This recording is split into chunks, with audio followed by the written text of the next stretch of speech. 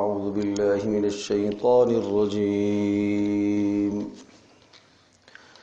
بسم الله الرحمن الرحيم. ويقول الذين كفروا لولا أنزل عليه آية من ربه قل إن الله يضل من يشاء ويهدي إليه من أناب الذين آمنوا وتطمئن قلوبهم بذكر الله ألا بذكر الله تطمئن القلوب الذين آمنوا وعملوا الصالحات طوبى لهم وحسن مآب كذلك أرسلناك في أمة قد خلت من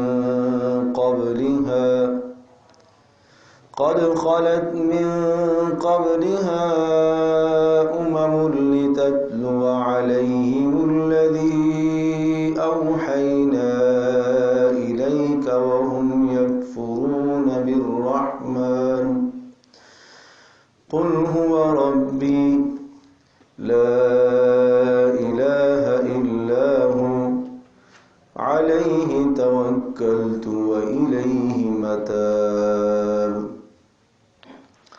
ولو أن قرآنا سيرت به الجبال أو قطعت به الأرض أو كلم به الموتى بل لله الأمر جميعا أفلم ييأس الذين آمنوا أن لو يشاء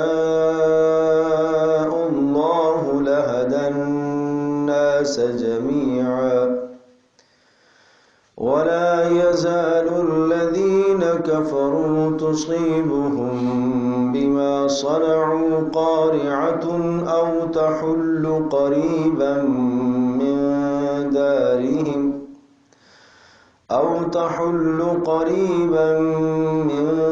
دارهم حتى يأتي وعد الله إن الله لا يخلف الميعاد.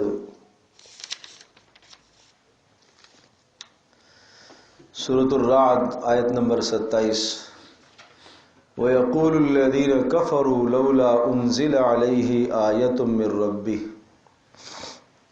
کافروں کی طرف سے پیش آنے والے ایک سوال کا اور اشکال کا جواب ہے کہ جس طرح سے ہم طلب کرتے ہیں کہ ایسا معجزہ یہ دکھا دیں تو ہم ایمان لے آئیں گے، اور کچھ ایمان والوں کے دلوں میں بھی یہ طمع اور یہ خیال پیدا ہونے لگا کہ اگر اس طرح کے معجزے جیسا یہ کہہ رہے ہیں دکھا دیے جائیں تو سارا مکہ اسلام لے آئے گا اور اختلافات اور جھگڑے اور سب یہ نزاع ختم ہو جائیں گے تو بہتر ہے. لہذا جیسے صالح علیہ السلام کا معجزہ ہے کہ پتھر سے چٹان سے اونٹنی نکل آئی، موسیٰ علیہ السلام کا معجزہ ہے کہ عصا اور لاٹھی وہ سانپ بن جاتا ہے، عیسیٰ علیہ السلام کا معجزہ ہے کہ مادرزاد اندھوں کی آنکھوں پر آپ ہاتھ پھیرتے ہیں تو ان کی بینائی واپس آ جاتی ہے، کوڑ اور برس کے بیمار کو ٹھیک کر دیتے ہیں. تو اس طرح کے معجزات اگر رسول اللہ صلی اللہ تعالی علیہ وسلم سے بھی صادر ہو جائے تو یہ لوگ شاید ایمان لے آئے، اور یہ مطالبہ بھی کر رہے ہیں کہ اس قسم کے معجزات اور مطالبات آپ دکھا دیں تو ہم مان لیں گے. تو اس قسم کے پیدا ہونے والے سوالات کے جوابات دیے. پہلی بات تو یہ سمجھ لینی چاہیے کہ رسول اکرم صلی اللہ تعالی علیہ وسلم کے دو عظیم ترین معجزے موجود ہیں. ایک رسول اللہ صلی اللہ علیہ وسلم کا معجزہ معراج ہے، اور دوسرا رسول اللہ صلی اللہ علیہ وسلم کا معجزہ قرآن مجید ہے. اور قرآن مجید وہ عظیم الشان معجزہ ہے کہ جو قیامت تک برقرار رہے گا. باقی انبیاء علیہ السلام کے جو معجزات تھے وہ صرف اور صرف ان کی زندگیوں تک وابستہ تھے. نبی دنیا سے رخصت ہوئے، معجزہ بھی ساتھ ختم ہو گیا۔ رسول اللہ صلی اللہ تعالی علیہ وسلم دنیا میں نہیں رہے، لیکن حضرت صلی اللہ تعالی علیہ وسلم کا معجزہ قرآن مجید موجود ہے، اور قیامت تک یہ موجود رہے گا کہ ایسا فصیح بلیغ کلام کہ اس کلام کی آج تک کوئی مثال نہیں لا سکا اور نہ قیامت تک لا سکے گا۔ تو یہ ان لوگوں کو اسی حساب سے یہ چیلنج دیا گیا کہ دیکھو موسیٰ علیہ السلام کے زمانے میں جادو بڑے عروج پر تھا، تو موسیٰ علیہ السلام کے زمانے میں جو معجزات دیے گئے وہ اسی مناسبت سے دیے گئے کہ ایک لاٹھی ہے، دیکھتے ہی دیکھتے وہ سانپ بن جائے، ہاتھ ہے، ہاتھ سے روشنی نکلنا شروع ہو جائے۔ اس وقت جادو عروج پر تھا، تو اسی طرح کے معجزات دیے گئے تاکہ وہ معجزات کے ذریعے سے جادوگروں پر بھی غلبہ پا سکیں۔ عیسیٰ علیہ السلام کے زمانے میں طب کا عروج تھا، اور اس مناسبت سے عیسیٰ علیہ السلام کو معجزے دیے گئے۔ وہاں بڑے بڑے نسخے حکیموں کے اور جناب دنیا کے نامور حکیم جو گزرے ہیں حکماء، ان کے نسخے ہوتے تھے اور ان سے لوگوں کو شفائیں ملتی تھی، لیکن کسی کے پاس یہ نسخہ نہیں تھا کہ مادرزاد اندھا ہو اور پیدائشی اندھا اور نابینا ہو اور اس کی آنکھوں پر کوئی ہاتھ پھیرے اور اسے شفا مل جائے۔ یہ دوا کسی کے پاس نہیں تھی۔ اللہ نے عیسیٰ علیہ السلام کو یہ معجزہ عطا فرمایا۔ تو رسول اکرم صلی اللہ تعالی علیہ وسلم کے زمانے میں فصاحت اور بلاغت کی انتہا تھی، عربی زبان میں کمال، اور عربی زبان کو فصاحت کے ساتھ بولنا اور اپنی زبان پر عبور رکھنا، یہاں تک کہ اشعار کو یاد کرنا۔ ایک ایک مجلس میں 100 اشعار فی البدی پڑھ لیتے تھے، بغیر سوچے سمجھے کہہ دیتے تھے۔ آپ کہیں گے یہ گھوڑا کھڑا ہے، اس گھوڑے کے متعلق اشعار کہو، تو ایک آدمی 10 اشعار اس کے متعلق کہہ دے گا۔ آپ کہیں گے جناب فلاں چیز ہے، اس کے متعلق یہ اشعار کہو، وہ کہہ دیتا تھا۔ تو اس طرح کا ماحول تھا، تو اسی ماحول کی مناسبت سے ایسا کلام لایا گیا کہ اس کلام کی مثال وہ لانے سے عاجز آ گئے۔ تو کہاں اگر بات معجزے کی ہے تو معجزہ یہ کافی ہے، باقی ہر قسم کا معجزہ اگر ہم دینے لگ جائیں تو پہلی بات تو یہ ہے کہ جنہوں نے نہیں ماننا وہ نہیں مانیں گی۔ دوسری بات یہ ہے کہ امت جب معجزہ مانگتی ہے اور منہ مانگا معجزہ اگر دے دیا جاتا ہے تو پھر معجزے کے بعد اگر کوئی نہ مانے تو پھر ان کے لیے ہلاکت اور تباہی کا فیصلہ ہوتا ہے۔ تو گویا کہ یہ حقیقت میں اپنے لیے ہلاکت اور تباہی مانگ رہے ہیں۔ وَيَقُولُ الَّذِينَ كَفَرُوا، آپ فرما دیجئے وَيَقُولُ الَّذِينَ، اور کہا ان لوگوں نے، کہنے لگے وہ لوگ جنہوں نے کفر کیا، لولا انزل علیہ آیۃ من ربہ، کیوں نہیں اتاری گئی اس پر نشانی اس کے پروردگار کی طرف سے۔ آیۃ معجزہ، نشانی سے مراد یہاں پر معجزہ ہے، لیکن معجزے کے ساتھ آپ یہ لفظ ذہن میں رکھیے گا کہ کیوں نہیں اتارا گیا اس پر معجزہ مطلوبہ ہماری جانب سے، جو مانگ ہم رہے نا اس طرح کا معجزہ کیوں نہیں۔ قل، آپ جواب دیجئے، ان اللہ یضل من یشاء، اللہ جسے چاہتا ہے اسے گمراہ کرتا ہے، یعنی ضدی اور ہٹ درم ان کے لیے گمراہی ہے۔ ویہدی الیہ من اناب، اور اللہ ہدایت دیتا ہے اس شخص کو جو رجوع کرتا ہے اس کی طرف۔ الذین آمنوا وتطمئن، اللہ کی طرف رجوع کرنے والوں کی نشانی، الذین آمنوا، وہ لوگ جو ایمان لائے ان کو اللہ تبارک و تعالی ہدایت دیتا ہے۔ نمبر 2، وتطمئن قلوبہم بذکر اللہ، اور اللہ کی یاد سے، اللہ کی یاد سے، اللہ کے ذکر سے، اللہ کے قرآن سے ان کے دلوں کو اطمینان حاصل ہوتا ہے۔ الا بذکر اللہ تطمئن القلوب، خوب سمجھ لو کہ دلوں کو اطمینان ملے گا اللہ ہی کی یاد سے۔ یہاں یہ بات سمجھنے کی ہے، جس طرح سے انسان، اللہ تبارک و تعالیٰ نے انسان کے اندر 2 چیزیں رکھی ہیں، ایک جسم ہے اور ایک روح ہے۔ جسم زمین سے نکلتا ہے، زمین سے پیدا ہوتا ہے، اور اس کی خوراک بھی زمین ہی سے آتی ہے۔ یہی وجہ ہے کہ مرنے کے بعد جسم زمین میں چلا جاتا ہے اور مٹی کے ساتھ آدمی کا جسم مل جاتا ہے، اور ایک عرصے کے بعد پھر کچھ پتہ نہیں چلتا کہ یہاں کوئی دفن تھا یا نہیں تھا۔ اس طرح سے انسان ذرات میں بدل جاتا ہے، اس لیے کہ مٹی سے آیا واپس مٹی میں چلا گیا۔ دوسری چیز انسان کے اندر روح ہے، روح اوپر سے آتی ہے اور اس کی غذا بھی اوپر سے آتی ہے۔ روح کی غذا اللہ کی یاد، روح کی غذا وحی ہے، روح کی غذا قرآن مجید ہے، روح کی غذا اسلامی تعلیمات ہے۔ جس طرح سے جسم کو اگر آپ غذا نہیں دیں گے جسم بے قرار ہو جائے گا، 1 دن نہیں کھلائیں گے، 2 دن نہیں کھلائیں گے، 3 دن 4 دن، بالآخر جسم کی موت آ جائے گی۔ اسی طرح سے اگر روح کو قرآن کی غذا آپ نہیں دیں گے، آپ تلاوت تلاوت نہیں کریں گے، اللہ کا ذکر نہیں کریں گے، رسول اللہ صلی اللہ علیہ وسلم کی سنت کی پیروی آپ نہیں کریں گے تو آپ نے روح کو کچھ نہیں دیا، روح کا فاقہ ہے۔ جب روح کا فاقہ ہے تو چند دنوں کے بعد یہ روح بھی مر جاتی ہے، اور روح کا مرنا یہ ہے کہ اب اس آدمی کے دل پر آہستہ آہستہ پردے غلاف چڑھتے چڑھتے چڑھتے خاتمہ کفر پر ہو جاتا ہے۔ یہی روح کی موت ہے۔ ہاں، اگر کسی بھی وقت توبہ کر لیتا ہے تو روح بیدار ہو جاتی ہے۔ جسم مرنے کے بعد دوبارہ اس میں طاقت نہیں آتی، اس میں دوبارہ زندگی نہیں لوٹتی، لیکن روح اگر مر گئی ہے تو ایک وقت تک گنجائش ہے کہ یہ اپنی توبہ کر کے اس مری ہوئی روح کو دوبارہ زندہ کر سکتا ہے، لیکن جب وہ حد کراس ہو جاتی ہے تو اس کے بعد پھر خاتمہ کفر پر ہی ہوتا ہے۔ پھر اللہ پاک حفاظت فرمائے۔ تو اس لیے فرمایا الا بذکر اللہ تطمئن القلوب، دلوں کو سکون ملے گا اللہ کی یاد سے۔ ایک آدمی اگر بے قرار ہے، بے چین ہے، پریشان ہر وقت رہتا ہے تو اسے سمجھنا چاہیے کہ اللہ کی یاد میں کمی ہے، اللہ کی یاد میں کمی ہے۔ جب اللہ کہہ رہا ہے کہ دلوں کو سکون ملے گا اللہ کی یاد سے، تو میرے دل میں سکون کیوں نہیں آ رہا؟ شاید اللہ کی یاد کی کمی ہے، شاید اللہ پاک کا ذکر میں صحیح نہیں کر پا رہا، شاید میری رجوع الی اللہ کی کمی ہے، اس لیے مجھے سکون نہیں آ رہا۔ تو سکون کا تعلق چیزوں کے ساتھ نہیں ہے۔ جس طرح سے ایک آدمی بھوکا ہے، شدید بھوکا ہے، اس کے سامنے آپ سونے چاندی کے ڈھیر لگا دیں، وہ کہے گا مجھے تو کھانے کی ضرورت ہے۔ اس وقت اس کے جسم کو کھانے کی ضرورت ہے، اس کو قرار ملے گا کھانے سے ہی، پینے سے، اس لیے کہ پیاسا ہے۔ بالکل اسی طرح سے روح کو قرار ملے گا اللہ کی یاد سے۔ اس کے سامنے آپ ہزاروں لذتیں رکھتے رہیں، اس کو نہیں لذت آئے گی، اس لیے کہ روح خوگر اور عادی ہے اللہ کی یاد کی، اللہ کے ذکر کی۔ باقی اللہ کے ذکر کے علاوہ کہیں اور اس کو آپ کھپائیں گے، آپ دنیا میں کھپائیں گے، کسی اور کی محبت میں کھپائیں گے، حرام محبت میں اس کو کھپائیں گے، اس دل کو، تو یہ پریشان ہی ہوگا۔ یہ ایسا ہی ہے جیسا کہ آدمی بھوکا ہے اور اس بھوکے کے سامنے ہیرے جواہرات سونے لا کے رکھ دیے، اچھی اچھی چیزیں رکھ دی، لیکن اس وقت اسے تو کھانے کی ضرورت ہے۔ تو اسی طرح سے اس دل میں اللہ کی یاد بسنی چاہیے، اور یقیناً یہ دل اس لیے ہے کہ اس میں اللہ کی یاد آئے، اس میں غیروں کی کھوٹ کو نہ بھرا جائے، اس میں کفر کو نہ بھرا جائے، اس میں شرک کو نہ بھرا جائے، اور اس میں ناجائز چیزوں کو نہ بھرا جائے۔ الذین آمنوا وعملوا الصالحات، وہ لوگ جو ایمان لائے اور اچھے اعمال کیے، طوبی لہم، ان کے لیے تو بڑی خوش نصیبی کی بات ہے، وحسن مآب، اور کیا ہی خوب ٹھکانہ ہے، کیا ہی عمدہ ٹھکانہ ہے۔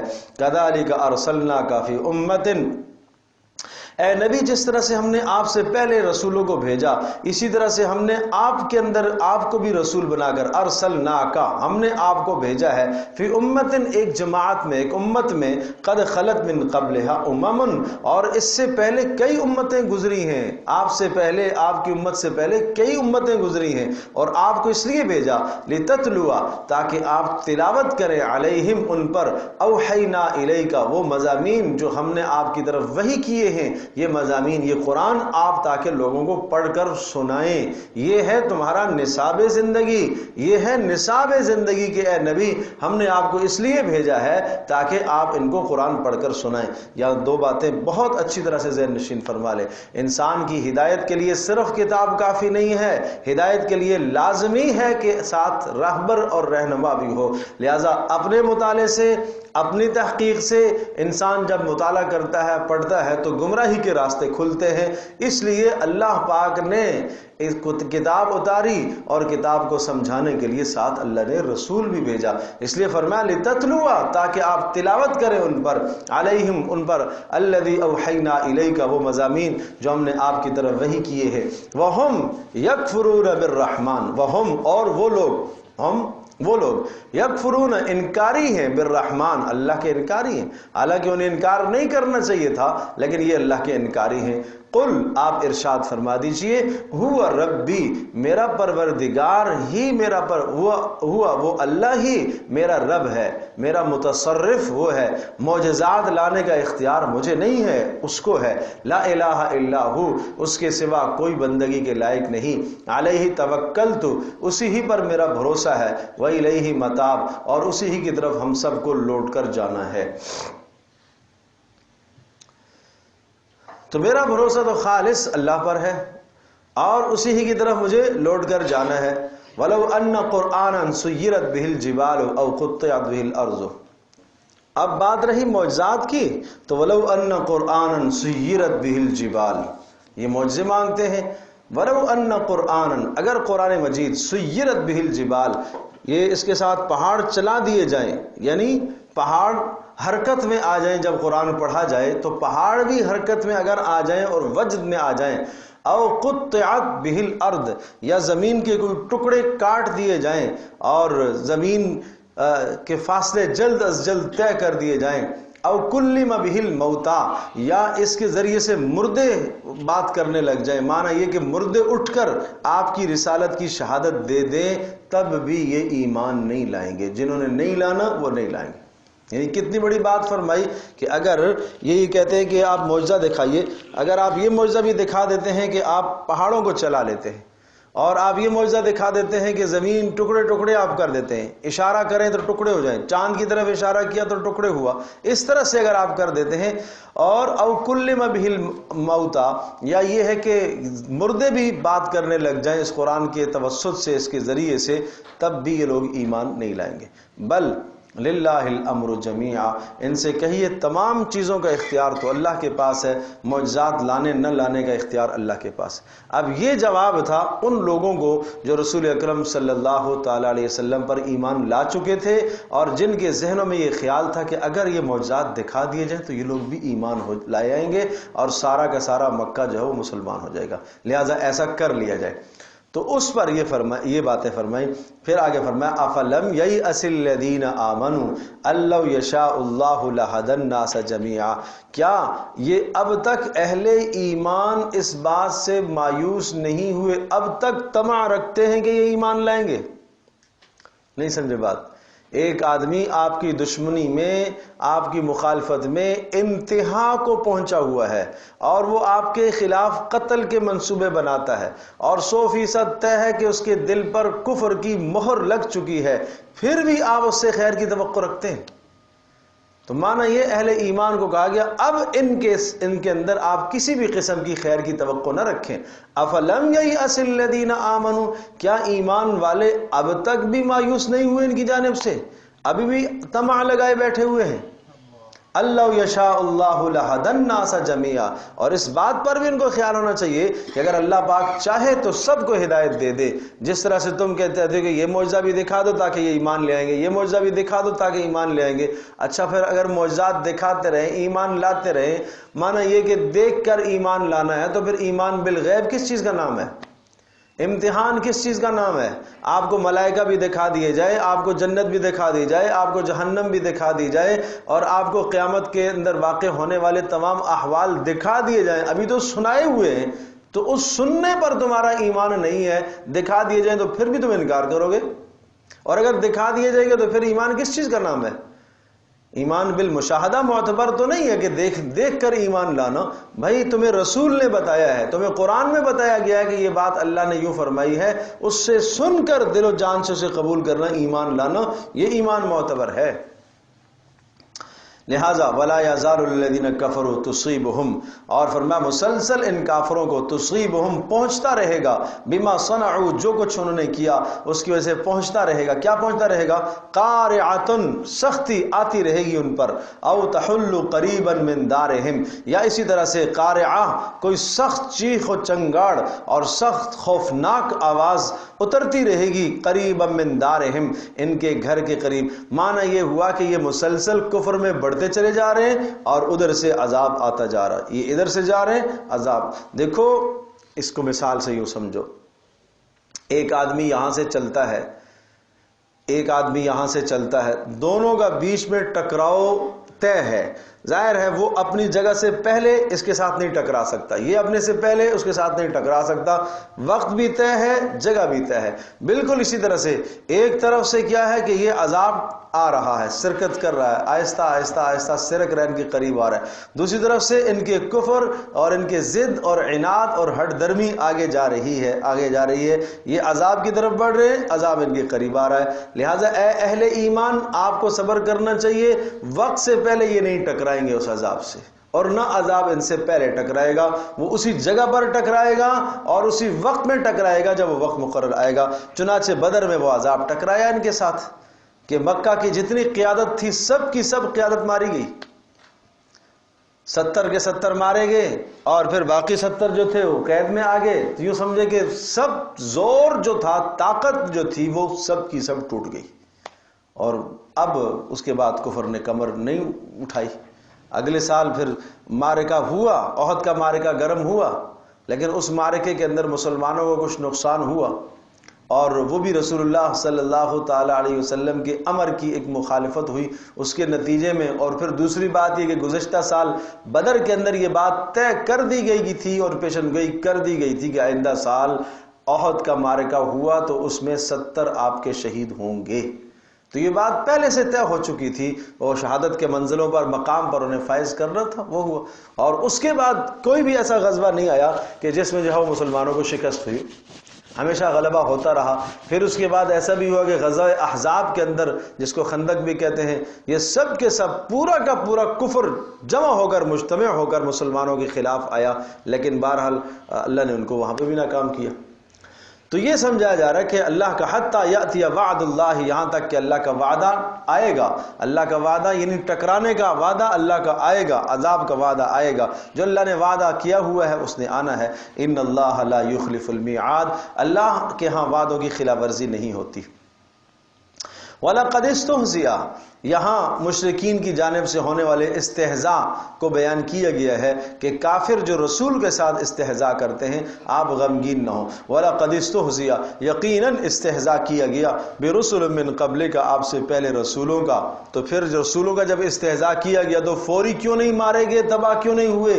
بات وہی ہے، ایک وقت مقرر ہے، عذاب کا ایک وقت مقرر ہے. اتمام حجت ہونے دو. اور یہ بات ہم پہلے بھی بتا چکے ہیں کہ اتمام حجت ہوتا ہے دو طرح سے. ایک اتمام حجت میں یہ ہوتا ہے کہ ابلاغ اور تبلیغ کی انتہا ہو جائے، جو وقت جتنا وقت آپ نے تبلیغ کرنی ہے وہ پورا ہو جائے، اور دوسرا ادھر سے کفر کی ہٹ درمی کی بھی انتہا ہو جائے. سمجھے جی، وہ بھی انتہا ہو جائے. تو پھر اس کے بعد جو ہے وقت آتا ہے عذاب کا. فَأَمْلَيْتُ لِلَّذِينَ كَفَرُوا، اللہ نے ارشاد فرمایا میں ڈھیل دے رکھی ہے ان لوگوں کو جنہوں نے کفر کیا. ثُمَّ أَخَذْتُهُمْ، اور پھر میں نے ان کو پکڑا. جب انہوں نے رسولوں کا استہزاء کیا فوری نہیں پکڑا، ڈھیل دی ہے. فَكَيْفَ كَانَ عِقَابِ، پھر بتاؤ پھر میری سزا کیسے رہی، پھر بتاؤ سزا کیسے رہی، پھر مزہ آیا کہ نہیں آیا. اس لیے بھائی یہ آیت ہم سب کو متنبہ کر رہی ہے. کوئی آدمی کسی ظلم میں، کفر میں، گمراہی میں مبتلا ہو، ڈھیل کا ہو جانا اس بات کی نشانی نہیں ہے کہ اللہ پاک اس سے راضی ہے. کسی بھی وقت پکڑ آ سکتی ہے، اس جہان میں نہیں تو آخرت میں تو آئے گی. افمن ہوا قائم علی کل نفس بما کسبت، بھلا یہ بتائیے افمن ہوا قائم،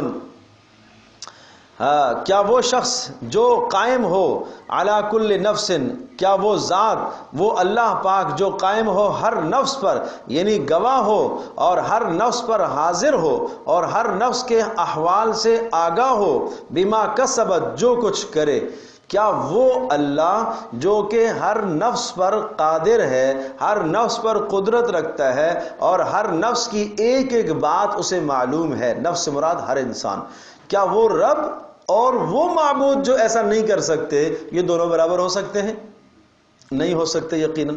قل، آپ فرما دیجئے، وَجَعَلُوا لِلَّهِ شُرَكَاءَ، اور انہوں نے اللہ کے ساتھ شریک ٹھہرا دیے. قل، کہہ دیجئے، سموہم، ذرا نام تو بتاؤ کون کون سے شرکا ہیں. تم کہتے ہو لات ایک شریک لات ہے، لات ایک عزا ہے، ایک منات ہے. اللہ کے بندو، لات کیا ہے؟ لات الہ کی مؤنث بنائی ہوئی ہے تم نے، عزا عزیز کی مؤنث بنائی ہوئی ہے، اور منات منان کی مؤنث بنائی ہوئی ہے. یہ کیا تم لوگوں نے معبود گھڑ رکھے ہیں؟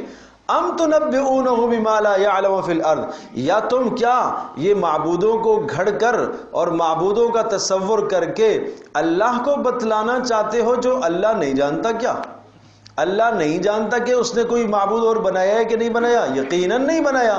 اللہ اپنی مخلوق کے ایک ایک چیز کے حال سے آگاہ اور واقف ہے. تو کیا تم اللہ کو یہ بتلانا چاہتے ہو کہ اس کائنات کے اندر اے اللہ تیرے سوا معاذ اللہ کوئی اور بھی ہے؟ ام بظاہر من القول، نہیں ایسی زبان سے نکلنے والی باتیں ہیں، کوئی حقیقت نہیں ہے ان باتوں کی، بس یہ زبان پر تمہارے جملے ہیں، بے ہودہ کی باتیں ہیں. بل زین للذین کفروا مکرہم وصدوا عن السبیل، بلکہ مزین کر دیا گیا ان لوگوں کے لیے جنہوں نے کفر کیا. کیا مزین کر دیا گیا؟ مکرہم، رسول اللہ صلی اللہ تعالی علیہ وسلم کے خلاف جو بھی منصوبے بناتے ہیں، جو بھی مغالطے کرتے ہیں، وہ سب کے سب ان کو مزین کر کے دے دی گئی. کیا معنی؟ شیطان مزین کر کے لے آتا ہے ہر برا عمل، ہر برا فعل، ہر برا قول شیطان مزین کر کے دکھاتا ہے، اور شیطان اس پر دلیل بھی لے آتا ہے. بھائی اس میں بہت بڑا سبق ہے، بہت بڑا سبق ہے.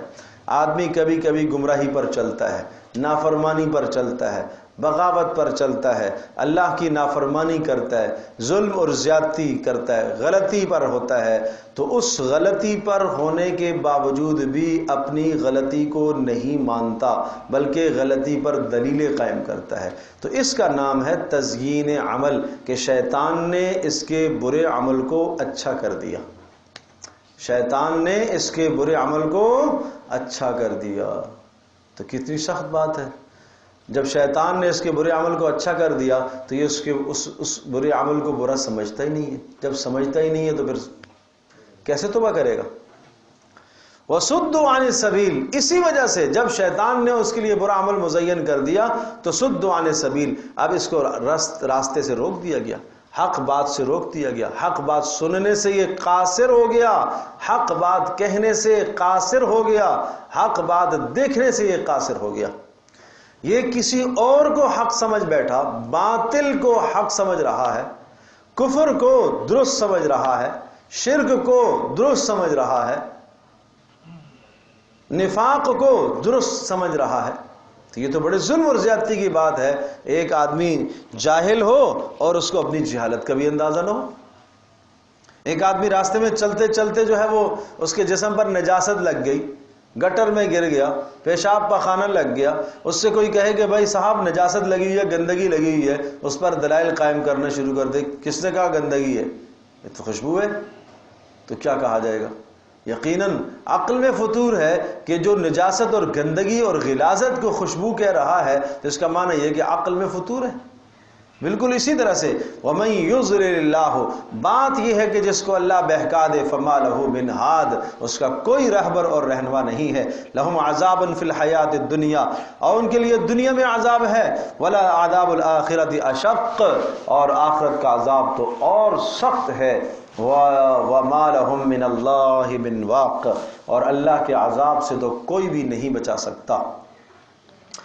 مثل الجنت التي وعد المتقون، مثال ان لوگوں کی، مثل الجنت التي، مثال اس جنت کی، التي وعد المتقون، جس کا وعدہ کیا گیا متقیوں سے، تجری من تحتها الانہار، ان کے اس جنت کے نیچے سے نہریں بہ رہی ہوں گی. اکلها دائم، اور اس کے پھل ہمیشہ، وظلها، اس کے سائے ہمیشہ. ذالک عقبى الذین اتقوا، یہ ٹھکانہ ہے ان لوگوں کے لیے جنہوں نے کفر سے اپنے آپ کو بچایا. اور وعقبى الکافرین النار، اور کافروں کا ٹھکانہ کیا ہے؟ دوزخ. والذین آتیناہم الکتاب، اور وہ لوگ جن کو ہم نے کتاب کا علم دیا ہے، یفرحون بما انزل الیک، وہ تو خوش ہوتے ہیں جو کچھ آپ کی طرف اتارا گیا ہے. وَمِنَ الْأَحْزَابِ، اور جماعتوں میں سے بعض ایسے بھی ہیں، مَن يُنْكِرُ بَعْضًا، جو انکار کرتے ہیں. اصل میں کچھ یقیناً کچھ اہل کتاب میں سے ایسے لوگ تھے، یہود کے علماء جو تھے، جو رسول اللہ صلی اللہ علیہ وسلم پر ایمان لائے. تو یہ اشارہ وہ ہے وَالَّذِينَ آتَيْنَاهُمُ الْكِتَابِ، جن کو ہم نے کتاب دیا. اس سے مراد یہود کے علماء، نصارہ کے علماء، نجران کے لوگ آئے، آ کے مسلمان ہوئے. اسی طرح سے یہود کے لوگوں میں، علماء میں عدی بن حاتم تھے، مسلمان ہوئے. عبداللہ بن سلام تھے رضی اللہ عنہما، مسلمان ہوئے. تو آتیناہم الکتاب، یہ دو لفظ قرآن استعمال کرتا ہے، اوت الکتاب، آتیناہم الکتاب. اوت الکتاب کا مطلب جن کو کتاب دی گئی، آتیناہم الکتاب جن کو ہم نے کتاب دی. تو دونوں میں تھوڑا سا فرق ہے. تو اوت الکتاب قرآن کی اصطلاح میں ان لوگوں کو کہا جاتا ہے، مراد امتیں ہوتی ہیں. یہود اوت الکتاب جنہیں کتاب دی گئی، یا نصارہ. اور جب آتیناہ الکتاب آتا ہے تو اس سے پھر مراد علماء ہوتے ہیں، اہل علم ہوتے ہیں، جن کو ہم نے کتاب دی، مانا کتاب کا وارث بنایا ان کو. اس سے پھر یہ ایک اصطلاح ہے قرآن میں. یفرحون یہ تو خوش ہوتے ہیں بما انزل الیک اس بات پر جو ہم نے آپ کی طرف اتاری ہے، ومن الاحزاب اور لوگوں میں سے کچھ ایسے بھی ہیں یعنی اہل کتاب، من ینکر بعضا جو انکار کرتے ہیں، انما امرت اب سوال یہ ہے کہ بھائی آپ بتا دیجئے انما امرت ان اعبد اللہ، اچھا یہ مخالفت کرتے ہیں تو ہم کام چھوڑ دیں گے کیا؟ لوگوں میں سے یعنی یہ معاملہ یہ ہو گیا کہ کچھ لوگ تو انکاری ہو گئے اور کچھ آپ پر ایمان لے آئے، لہٰذا آپ ایسا کریں کہ اپنے معاملے میں کچھ لچک پیدا کیجئے تاکہ سب راضی ہو جائے، سمجھے جی؟ اپنے معاملے میں کچھ لچک پیدا کیجئے تاکہ کیا ہو جائے؟ سب راضی ہو جائیں، نظام درست ہو جائے، یہ بھی راضی یہ بھی راضی۔ تو بھائی نہیں، آپ فرما دیجئے انما امرت مجھے تو حکم دیا گیا ان اعبد اللہ میں صرف اللہ ہی کی بندگی کروں، ولا اشرک بہ اور اس کے ساتھ کسی کو شریک نہ ٹھہراؤں، یہ میرا نصاب ہے، یہ نصاب مجھے دیا گیا، الیہ ادعو اسی ہی کی طرف میں پکارتا ہوں، والیہ مآب اور اسی کی طرف ہم سب کو قیامت میں جانا ہے، مجھے وہاں جواب دہ ہونا ہے، مجھے وہاں جواب دہ ہونا ہے، لہٰذا میں اس میں کوئی تغیر نہیں کر سکتا، میں اس میں کوئی کمی نہیں کر سکتا۔ وَكَذَلِكَ أَنزَلْنَاهُ حُكْمًا عَرَبِيًّا جس طرح سے ہم نے آپ کو اس بستی میں رسول بنا کر بھیجا ہے، اسی طرح سے انزلناہ حکمًا عربیہ ہم نے یہ حکم نامہ بھیجا ہے آپ کی طرف، یعنی قرآن کی شکل میں جو عربی زبان میں ہے۔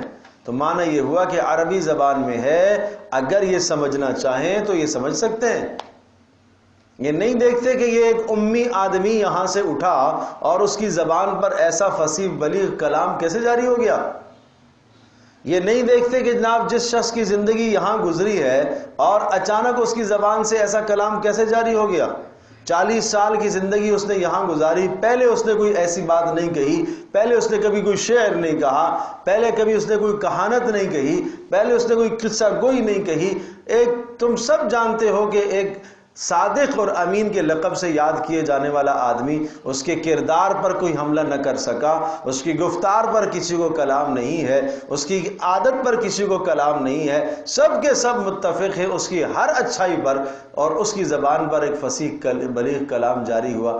اگر کسی ایسی بات کا حکم دیتا جو عقل میں نہ آنے والی ہوتی تو پھر بات تھی، باتیں بھی وہ بتاتا ہے جو درست، باتیں بھی وہ کہتا ہے جو 100% ٹھیک، تو پھر تمہیں کیا ہوا؟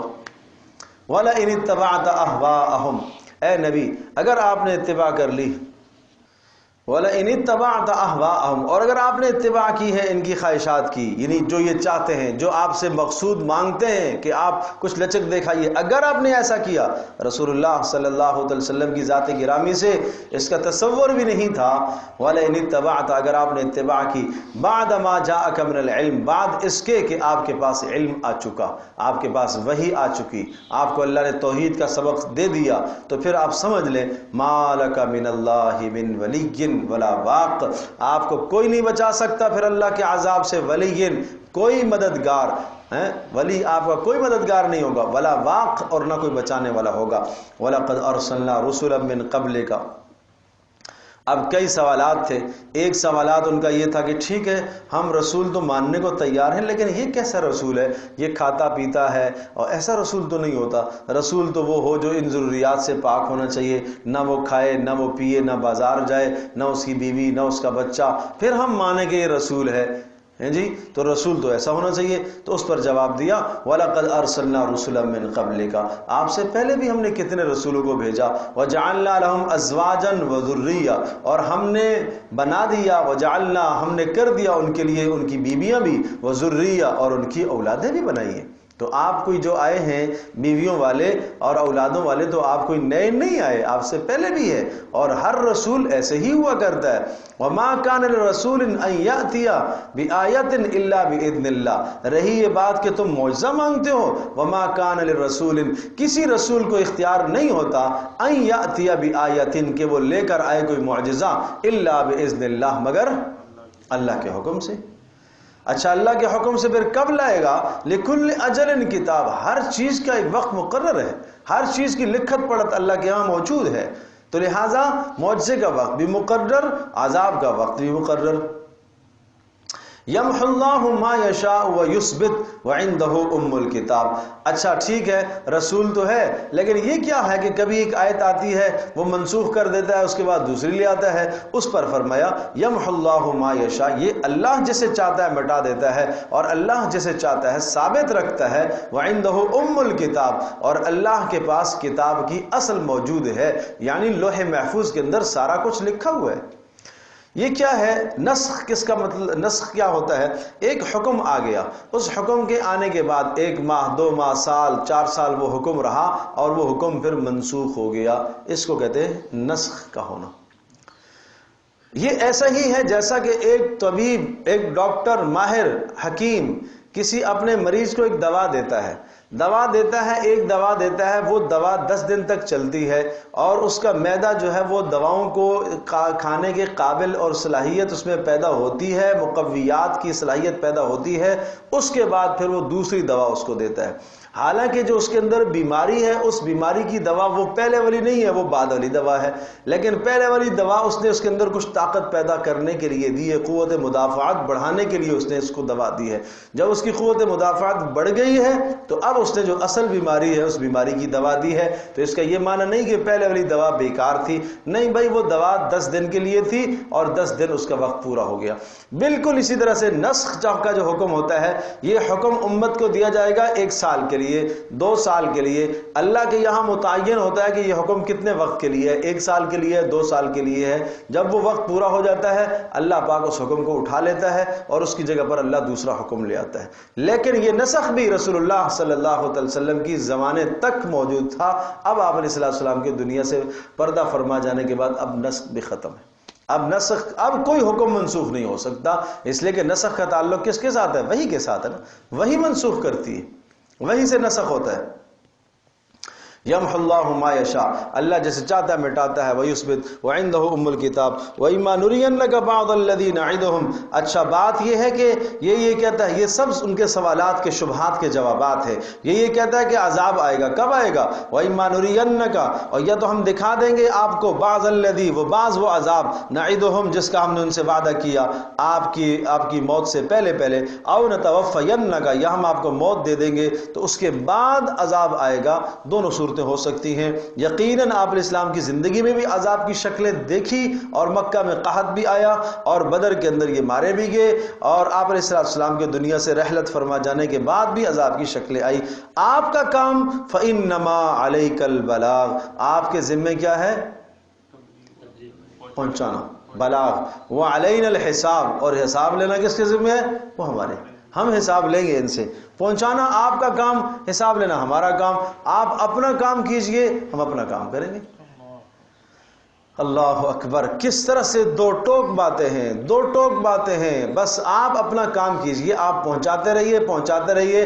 عذاب کب آئے گا اللہ جانتا ہے۔ نہ آپ عذاب میں جلدی طلب کیجئے، نہ آپ یہ کیجئے، نہ آپ جو ذمہ داری آپ کو دی گئی ہے، آپ اپنی ذمہ داری کو پورا کیجئے۔ اور رسول اللہ صلی اللہ علیہ وسلم نے بہت احسن طریقے سے اس ذمہ داری کو نبھایا اور پورا فرمایا۔ اس لیے آپ علیہ السلام نے حجۃ الوداع کے موقع پر پوری امت کو خطاب کر کے آپ نے یہ ارشاد فرمایا، اللہم حل بلغت، میں نے پہنچا دیا۔ سب صحابہ سے پوچھا، میں نے پہنچا دیا؟ تو سب نے کہا جی اللہ کے رسول آپ نے پہنچا دیا۔ قد ادیت الرسالہ، آپ نے رسالت کو اللہ کا حق ادا کر دیا۔ اور نصحت الامہ، اور آپ نے امت کی خیر خواہی فرمائی۔ وکشفت الغمہ، اور آپ نے تمام کے تمام اندھیروں کو اور پردوں کو چاک کر دیا۔ اسلام اور دین کھل کے سامنے آ گیا، بس اب ہمیں کسی کی ضرورت نہیں۔ پھر آپ نے ارشاد فرمایا، اللہم اشہد، اے اللہ تو گواہ رہنا۔ 3 بار آپ نے اس جملے کو ارشاد فرمایا۔ پھر ارشاد فرمایا، فلیبلغ الشاہد الغائب، تم میں سے جو موجود ہے وہ پھر غائب تک پہنچائے میری بات، میرا پیغام ہے وہ جو موجود ہے وہ غائب تک پہنچائے بھائی۔ تو یہ ہر شخص کی ذمہ داری ہے، یہ کوئی صرف تبلیغی جماعت کی یا کسی فرد واحد کی ذمہ داری نہیں ہے۔ جس تک بھی میری بات پہنچے وہ میری بات کو آگے پہنچائے۔ یہ حساب یہ آپ سے پوچھا جائے گا، فإنما علیک البلاغ، آپ نے یہ بلاغ کیا ہے یا نہیں کیا ہے؟ آپ نے اپنے گھر میں بتایا کہ نہیں بتایا؟ آپ نے اعزا اقربا کو بتایا کہ نہیں بتایا؟ آپ نے اپنے دائرہ کار کے اندر یہ تبلیغ کی یا نہیں کی ہے؟ اولم یروا انا ناتی الارض ننقصها من اطرافها، بات یہ ہے کہ یہ رسول اگر برحق ہوتا تو عذاب آتا، یہ سوال تھا ان کا، تو کہا یہ دیکھتے نہیں ہو؟ اولم یروا انا ناتی الارض، دیکھتے نہیں ہو کہ ہم آ رہے ہیں زمین کے اوپر، ننقصها من اطرافها، زمین کو ہم گھٹاتے آ رہے ہیں، گھٹاتے آ رہے ہیں۔ کیا مطلب؟ کفر کا دائرہ کار تنگ ہو رہا ہے۔ پہلے جزیرہ عرب میں پھیلے ہوئے تھے، اب آہستہ آہستہ آہستہ صاف ہوتے چلے جا رہے ہیں، صاف ہوتے چلے جا رہے ہیں۔ مکہ کے اندر سے کفر چھٹ گیا ہے اور بیت اللہ کو بتوں سے پاک کر دیا گیا ہے۔ اب مکہ کے اندر ان کی ریاست کوئی قائم نہیں ہے۔ مدینہ منورہ کے اندر جو یہود آباد تھے ان کی ریاستوں کو، ان کی قیادتوں کو بھی وہاں سے اکھیڑ کے پھینک دیا، اور اسی طرح سے خیبر میں جو یہود آباد تھے ان کو بھی وہاں سے جلا وطن کر دیا گیا، اور ان پر دائرہ کار آہستہ آہستہ تنگ ہو رہا ہے، زمین ان پر تنگ ہو رہی ہے۔ کیا یہ نبی برحق ہونے کی کوئی بڑی نشانی نہیں ہے؟ اللہ اکبر۔ لیکن دور حاضر کے حساب سے ہمیں سوچنے کی ضرورت ہے۔ دور حاضر کے حساب سے جب محنت چھوٹ جایا کرتی ہے، رسول اکرم صلی اللہ علیہ وسلم کی محنت چھوٹتی ہے، اور جب بلاغ چھوٹتا ہے تو پھر لازمی نتیجہ ہوتا ہے، پھر مسلمانوں پر زمین تنگ ہونا شروع ہو جاتی ہے، اور پھر کفر کے لیے دائرہ بڑھتا چلا جاتا ہے۔ آج کفر کے لیے دائرہ بڑھ رہا، آج مسلمان کے لیے تنگی ہو رہی ہے، آج مسلمان کے لیے جینا مشکل ہو رہا ہے، آج ایک مسلمان کے لیے دین پر قائم اور دائم رہنا مشکل ہو رہا ہے۔ آج ایک مسلمان بسا اوقات اپنے آپ کو مسلمان کہتے ہوئے شرم محسوس کر رہا ہے۔ یہ کیا ظلم کی بات ہے؟ اس لیے کہ جو مقصد تھا نا، وہ مقصد زندگی سے نکل گیا۔ علیک البلاغ، ذمہ داری تھی۔ واللہ یحکم لا معقب لحکمہ، اللہ خود فیصلہ فرماتا ہے، لا معقب لحکمہ، اس کے فیصلے کو کوئی چیلنج نہیں کر سکتا۔ وہو سریع الحساب، وہ جلد حساب لینے والا ہے۔ وقد مکر الذین من قبلہم، اور آپ سے پہلے والوں نے بھی بڑے سخت تدبیریں کی ہیں، رسولوں کے خلاف منصوبے بنائے۔ فللہ المکر جمیعا، اور سب کی سب تدبیریں پھر اللہ ہی کے پاس لوٹ کر جاتی ہیں۔ یعلم ما تکسب کل نفس، اللہ خوب جانتا ہے ہر نفس کل کیا کرے گا۔ وَسَيَعْلَمُ الْكُفَّارُ، ان قریب یہ کافر جانیں گے، لمن عقبى الدار، کہ آخرت کا ٹھکانہ کس کے لیے ہے۔ وَيَقُولُ الَّذِينَ كَفَرُوا، اور یہ آپ سے کہتے ہیں کافر، لست مرسلا، آپ رسول نہیں ہیں، آپ کی رسالت کا انکار کرتے ہیں۔ قل، آپ فرما دیجئے، کفا باللہ شہیدا بینی و بینکم، کافی ہے میرے لیے اللہ جو میرے اور تمہارے درمیان میں گواہ ہے۔ ومن عنده علم الکتاب، اور وہ شخص بھی کافی ہے جس کے پاس کتاب کا علم ہے، وہ بھی کافی ہے میرا گواہ۔ اس سے مراد کون ہے؟ بعض نے کہا حضرت جبریل علیہ السلام مراد ہیں، بعض نے کہا کہ اہل کتاب مراد ہیں، اور بعض نے کہا کہ تمام امت کے علماء مراد ہیں، کہ وہ میری رسالت کا اقرار کر رہے اور گواہی دے رہے، وہ کافی ہے، باقی تم نہ بڑے گواہیاں دو۔ سورہ ابراہیم ہے، بڑا عجیب مضمون ہے سورت کا، اور اس وقت کا جو خاص موضوع ہے وہ یہ شروع میں ہی ہے، لِتُخْرِجَ النَّاسَ مِنَ الظُّلُمَاتِ إِلَى النُّورِ، آپ کی بعثت اس لیے ہوئی ہے، کتاب اس لیے اتاری ہے، نبی اس لیے بھیجا ہے، لِتُخْرِجَ النَّاسَ مِنَ الظُّلُمَاتِ إِلَى النُّورِ، تاکہ لوگوں کو آپ نکالیں اندھیروں سے روشنی کی طرف، لوگوں کو آپ نکالیں اندھیروں سے۔ یہ لفظ میں بار بار آپ سے پوچھوں گا، آگے دیکھیے گا، یہ اس بات کو ہم دہرائیں گے بار بار۔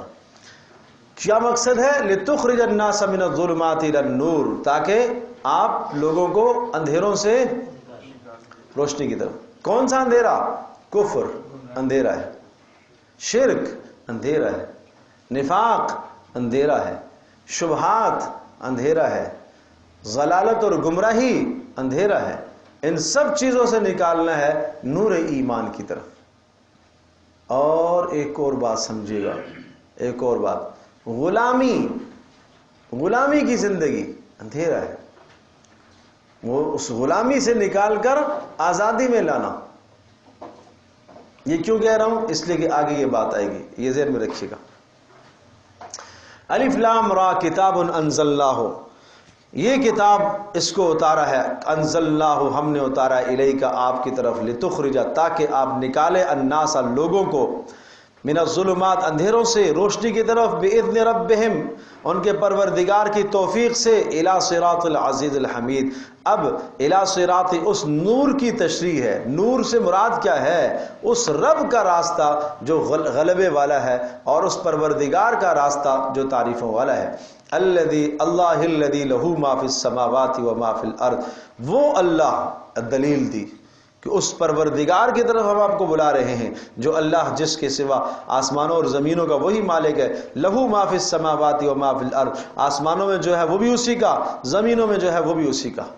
تو ایک تو سورت کا موضوع ذکر فرمایا، دوسرا مضلین گمراہ ہونے والوں اور گمراہ کرنے والوں کا انجام بد ہے، اور تیسرا حضرت موسیٰ علیہ السلام کے قصے سے ایک عبرت سمجھائی۔ تین باتیں گویا کہ اس رکوع میں۔ وَوَيْلٌ لِّلْكَافِرِينَ، تباہی ہے ان لوگوں کے لیے جنہوں نے کفر کیا، عذاب شدید ان کو ملے گا۔ الَّذِينَ يَسْتَحِبُّونَ الْحَيَاةَ الدُّنْيَا، بھائی یہ سوچنا ہے، دیکھنا ہے، یہ آیت آئینہ ہے ہمارے لیے، کہیں میرا شمار اس میں تو نہیں ہو رہا۔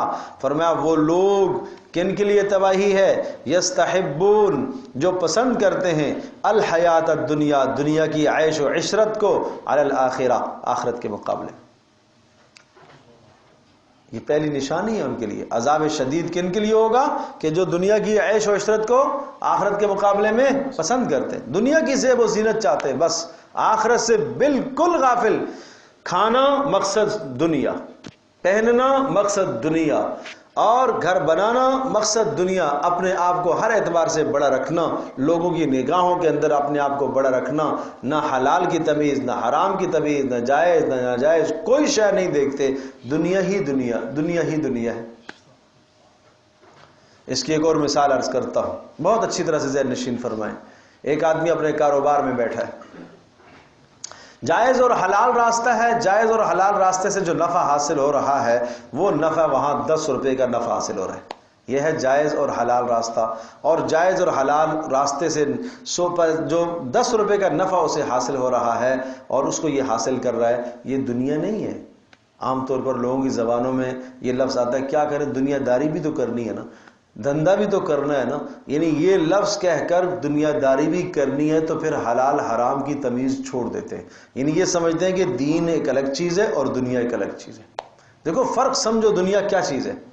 میں عرض کر رہا ہوں کہ حلال اور جائز نفع جو ہے اس کو 10 روپے کا حاصل ہو رہا ہے، اور وہ نفع اس نے کمایا ہے اپنے لیے، اپنے بچوں کے لیے، ماں باپ کے لیے، اقربا اعزہ کے لیے نفع کمایا۔ یہ کیا ہے؟ دنیا نہیں کمائی اس نے۔ دین کیا اس کا حکم نہیں دیتا کہ تمہارے زیر اثر، زیر تربیت تمہاری بچوں کی کفالت تمہارے ذمے ہے، بیوی کی کفالت تمہارے ذمے ہے، اقربا اعزہ کی کفالت تمہارے ذمے ہے حسب استطاعت؟ تو یہ تو دین کا حکم پورا کر رہا ہے، تو یہ کیا کر رہا ہے؟ یہ دین کا کام کر رہا ہے۔ اچھا، لیکن وہ جو نفع 10 روپے کا تھا وہ تھا جائز اور حلال راستے سے، اب نفع آ گیا اسی جگہ پر، 10 کے بجائے نفع آ گیا 20، لیکن وہ ہے حرام کا راستہ، جھوٹ کے راستے سے آ رہا ہے، خیانت کے راستے سے آ رہا ہے، دھوکے کے راستے سے آ رہا ہے۔ اب وہ 10 کا نفع چھوڑ کر اگر 20 کا نفع اٹھاتا ہے تو یہ کہا جائے گا اس نے دنیا کو آخرت پر ترجیح دی، اس نے دنیا کو آخرت پر ترجیح دی۔ یہ ہے خطرے کی بات۔ تو اس لیے ظاہر ہے، صاف صاف فرمایا اللہ کے نبی نے کہ یہ دنیا، یہ کیا ہے؟ یہ بڑی سرسبز و شاداب ہے، یہ میٹھی ہے، یہ میٹھی ہے، یہ سرسبز و شاداب ہے، یہ دیکھنے میں بڑی خوبصورت لگتی ہے، لیکن اس کے زہر بڑے سخت ہیں، سخت ڈھستی ہے یہ۔ تو اس لیے آدمی کو سمجھنا چاہیے کہ میں دنیا کما رہا ہوں یا میں دین کما رہا ہوں۔ تو اس لیے ایک شخص تھا نا، رسول اللہ صلی اللہ تعالی وسلم کے سامنے سے ایک آدمی گزرا اور بڑا طاقتور، صحت مند جوان،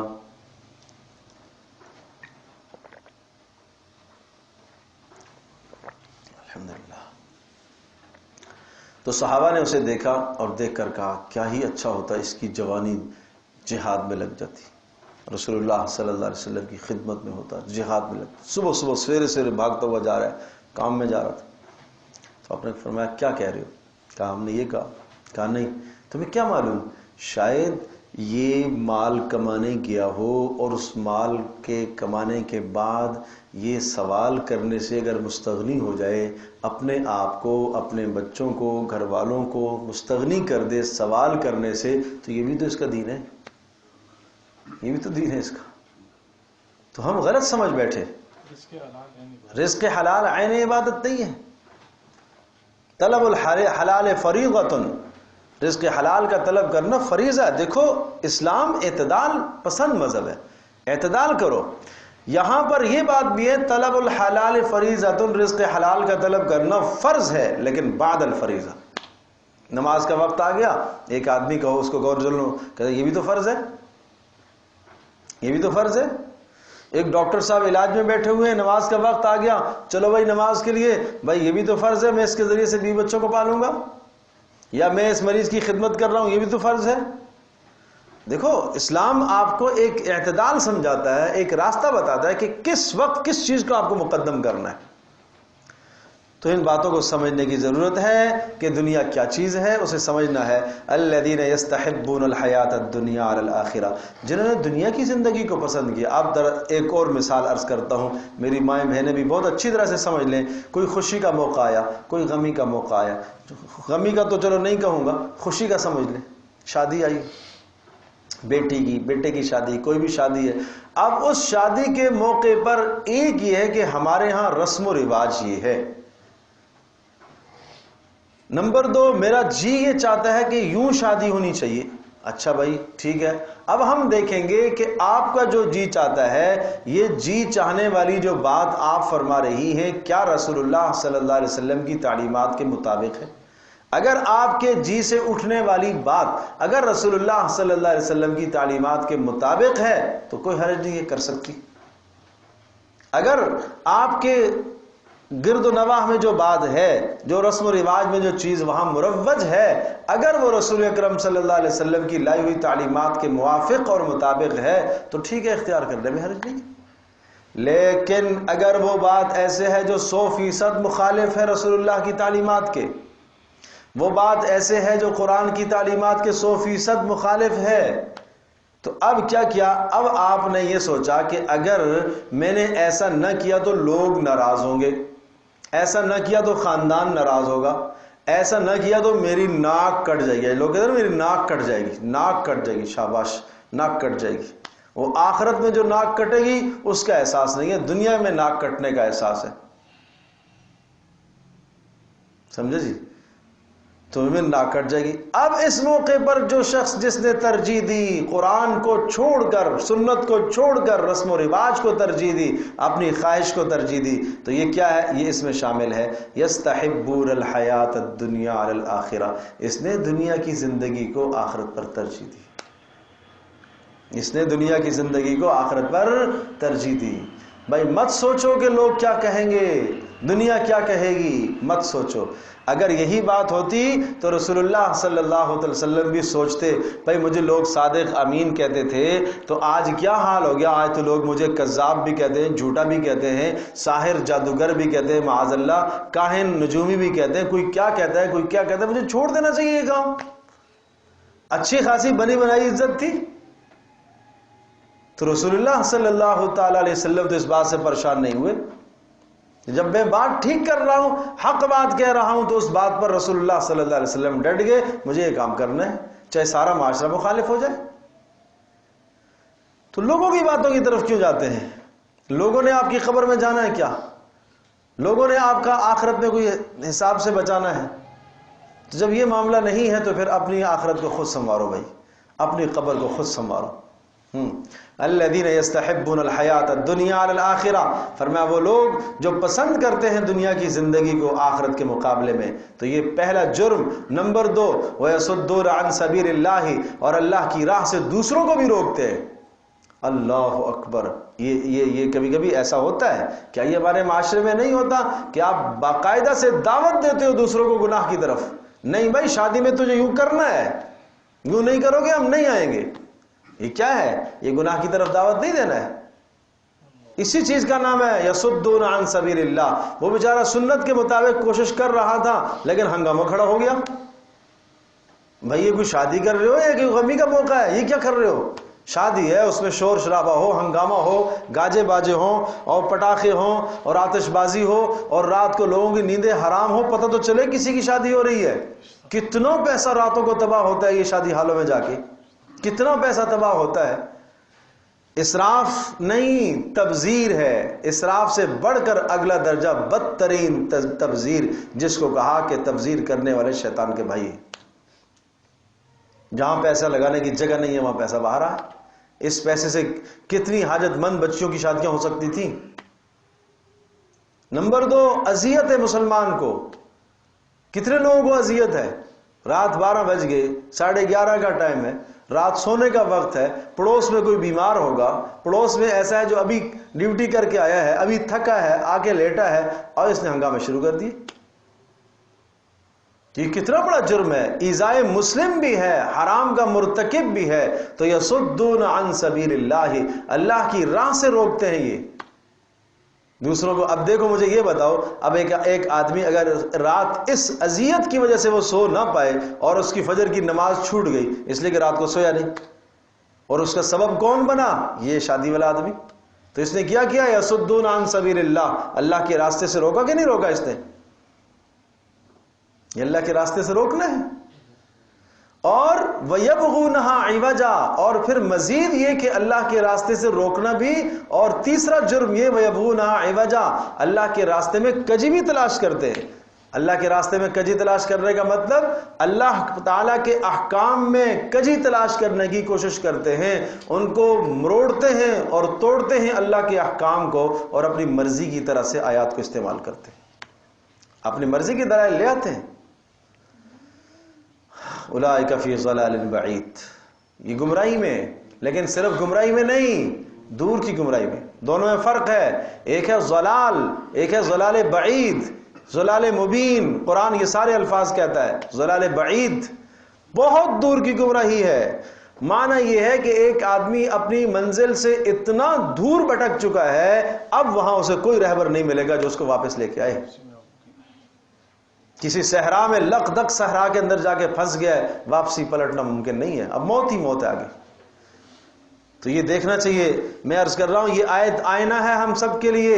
اپنے گھروں کو دیکھو، اپنی زندگی کا جائزہ لو. یستحبون الحیات الدنیا، وہ لوگ جو دنیا کی زندگی کو پسند کرتے ہیں آخرت کے مقابلے میں. ویصدون عن سبیل اللہ، اور اللہ کی راہ سے دوسروں کو روکتے ہیں. نمبر 3 ویبغونہا عوجا، اور اللہ کی آیات میں کجی تلاش کرتے ہیں. اولئک فی ضلال بعید، یہ بڑی دور کی گمراہی میں ہے.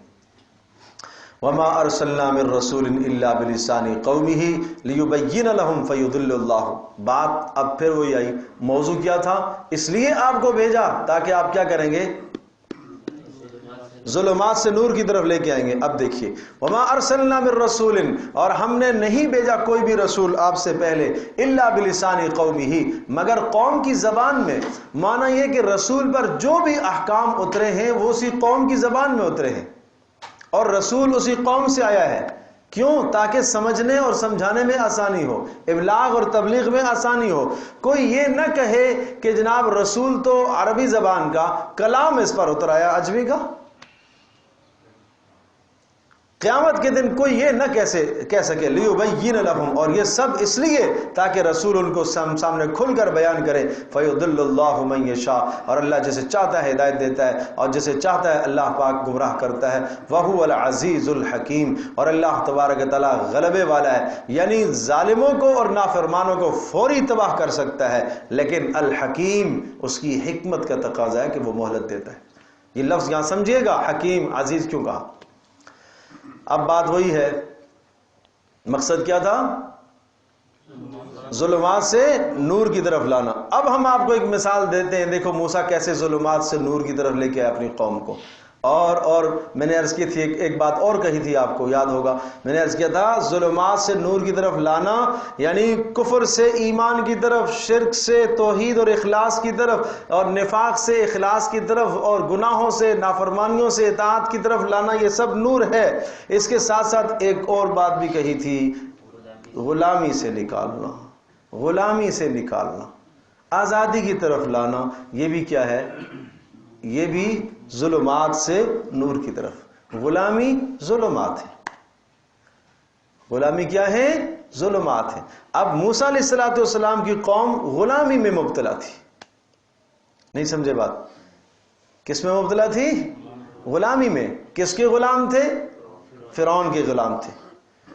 اے نبی، جس طرح سے موسیٰ علیہ السلام نے اپنی قوم کو غلامی سے نکالا ہے اور ایک رب کی بندگی پر لا کر کھڑا کر دیا ہے، آپ کو بھی یہی کرنا ہے۔ جیسے انہوں نے یہ محنت کی، یہ محنت آپ کو بھی کرنی۔ اچھا، رسول اللہ صلی اللہ علیہ وسلم کے زمانے میں کیا غلامی تھی؟ یہاں بتوں کی غلامی کرتے تھے۔ نہیں، یہ معبود یہ کہتا ہے اس کی بات مانیں گے، یہ کہتا ہے اس کی بات مانیں گے، یہ کہتا ہے اس کی بات مانیں گے، یہ غلامی ہے۔ اور کیا ہے کہ کوئی بھی برسر اقتدار آ جائے اور وہ اللہ کی نافرمانی کا تمہیں حکم دے تو آپ اس کی غلامی کر رہے ہو۔ یہاں تک کہ کچھ اپنے نفس کی غلامی کرتے ہیں، نفس کے غلام ہوتے ہیں۔ اتنی صاف وضاحت کے ساتھ حدیث میں آیا ہے، لعن عبد الدرہم، درہم کو پوجنے والا ملعون ہوتا ہے۔ لعن عبد الدینار، اور دینار کو پوجنے والا، اچھا دینار کو بھی کوئی پوجتا ہے؟ دینار کی بندگی کرنے والا، اس کی غلامی کرنے والا ملعون ہوتا ہے۔ اللہ اکبر، اللہ اکبر۔ کیا مراد ہے؟ معنی یہ کہ اس درہم اور دینار، مال و زر، مال و متاع، دولت کو حاصل کرنے کے لیے حلال حرام جائز ناجائز اپنا پرایا نہ دیکھے، بغیر تمیز کیے۔ جیسے کسی کی طرف سے اوپر سے آرڈر مسلط ہوتا ہے اور اس آرڈر کو پورا کرنے کے لیے آدمی غلامی کرتا ہے، اسی طرح سے یہ مال کی غلامی کرتا ہے۔ تو آپ کا کیا خیال ہے کہ غلام صرف بندوں کا ہوا کرتا ہے؟ تو حدیث میں تو یہ بھی بتایا غلام تو یہ مال کا بھی غلام ہے، قرآن میں تو یہ بھی بتایا نفس کا بھی غلام ہے۔ تو اس لیے بھائی قرآن بڑی عجیب کتاب ہے، یہ اللہ کا کلام ہے، اس کے ذریعے سے اپنے آپ کو تمام کی تمام غلامیوں سے نکالو۔ اب میں اس کے ساتھ ایک وہ حوالہ دیتا ہوں حضرت ربیع بن عامر رضی اللہ تعالی عنہ کا۔ ربیع بن عامر رضی اللہ تعالی عنہ جب فارس کے درباریوں میں پہنچے، وہاں پہنچے تو کیوں آئے ہو بھائی؟ عجیب جملے تھے ربیع بن عامر رضی اللہ تعالی، ایمانی طاقت، ایمانی قوت، کیا ہی ایمان تھا۔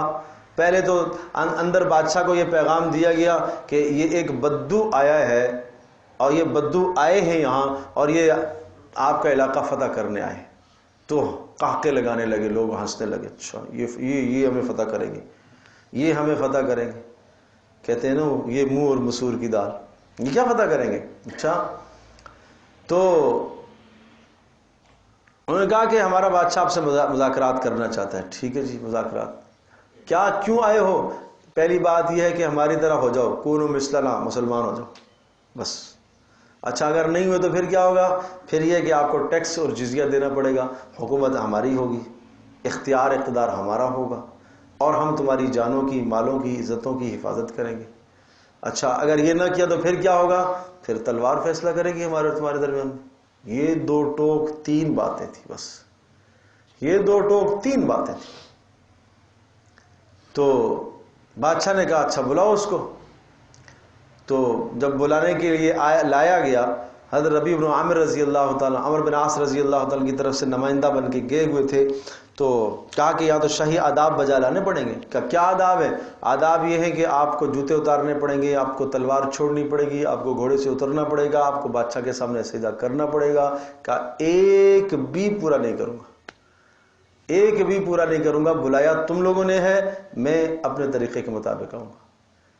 سمجھے جی؟ تو یہ ایمانی طاقت تھی۔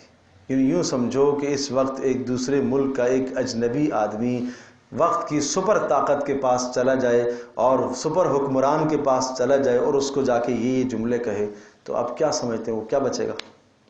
لیکن جس کے دل میں اللہ کا ڈر ہوتا ہے تو پھر اللہ پاک سامنے والوں کے دلوں میں اس کا ڈر ڈالتا ہے۔ یہ اللہ سے ڈرتا ہے تو سامنے والا پھر اس سے ڈرتا ہے. اچھا بھائی مان لیتے ہیں آپ کی باتیں. تو ربیع بن عامر رضی اللہ تعالیٰ عنہ اپنے طریقے کے مطابق گئے اور گھوڑا بھی ساتھ اور سیدھا جا کے بادشاہ کا جو تخت تھا نا اس کے ساتھ باندھا گھوڑے کو اور تلوار ہاتھ میں تھی اور اسی طرح سے نیام سے نکلی ہوئی تلوار اور نیچے جو بچھونا بچھا ہوا تھا تلوار کی نوک سے اس کو ہٹایا اور نیچے زمین پر بیٹھے. عجیب لوگ تھے. کیسے آئے ہو؟